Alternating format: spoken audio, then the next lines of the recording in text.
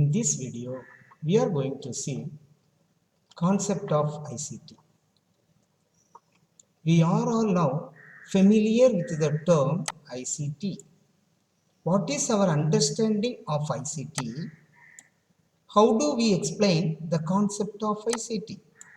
Many times when this question has been asked, we tend only to give the full form of ICT as information and communication technology, or sometimes we give the uses of ICT in education. As a teacher, it is very important to understand the concept of ICT for the effective use in education. As per UNESCO, ICT refers to a set of technological tools and resources that can create, store, and transmit digital information.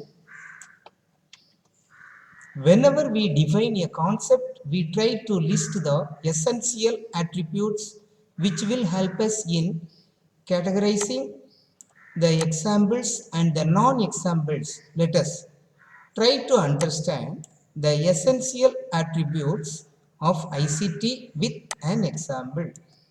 What do we really do when we click a photo? Now, let me click a picture of this person. In this photo, we have the following information of a person created in a digital form. A person is wearing a maroon checked shirt. He is bald. He has tied a black rope in his hand. He is wearing a mask. The very first attribute of ICT is creating digital information.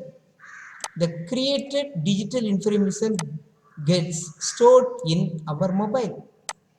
This stored information can be retrieved from our mobile at any time, anywhere, whenever we require. The information that is stored can also be manipulated, like resisting, changing color, and even adding feature to it. So the other attributes of ICT are storing, retrieving, and manipulating digital information.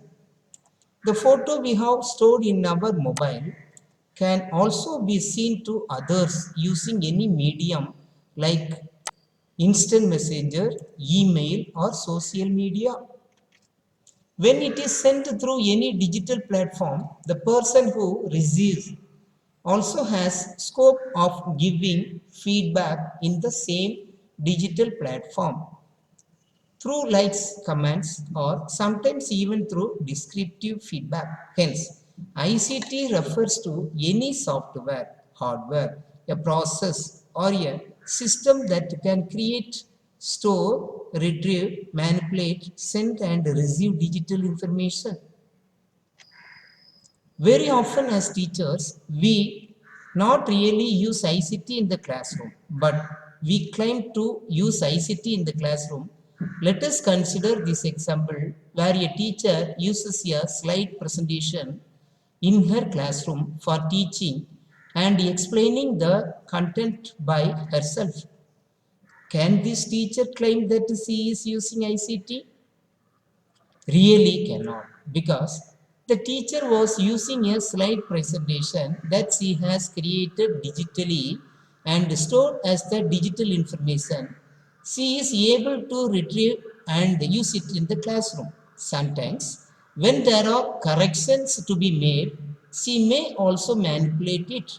However, most of the time the communication of sending and receiving the information is only happening in the physical form and not through the digital form. Hence, a teacher who just used the slide presentation in the classroom shown from a projector cannot claim that she has used ICT. The teacher may use only digital resources, sometimes created for the classroom purposes or only as a means of communication. In that case, the teacher can claim that she is using digital technology and not ICT. So there is a possibility for a teacher to always use ICT in the classroom with the existing resources. Let us also think about where we should try to use all the essential attributes of ICT for a meaningful use of ICT in our class. Possibility of ICT integration. Friends, having understood that ICT is everywhere, it is important to understand the scope of ICT in education and the possibilities of technology integration at pre-primary levels of education. We are equipping children for a society where ICT is increasingly prevalent. Our children are using various forms of technology at home, and it is important that they understand their use and are safe when doing so. Digital technology should be used at the foundational level, primary level, as they are widely used in all fields of a person's life. To properly apply technology is one of the major and necessary outcomes at the foundational level, primary education. ICT teaching material can be more visual and experimental. Useful information can be found more easily. It strengthens students' motivation and better results are obtained from using ICT. It motivates learners to be active and learn independently. It motivates children and allows them to progress in a personalized way. It is very important for fostering students' creativity, self-esteem, and self-directed learning toward future learning environments. It enhances the learning opportunity by providing an indirect experience where direct experience is not feasible. We show children that the computer technology can be used not only for games but also for creative thinking activities. ICT's use should not be at the expense of other essential activity such as outdoor or indoor experiences which promote the development of cross motor skills through running, climbing, jumping, swinging, and using wheeled toys, among other examples.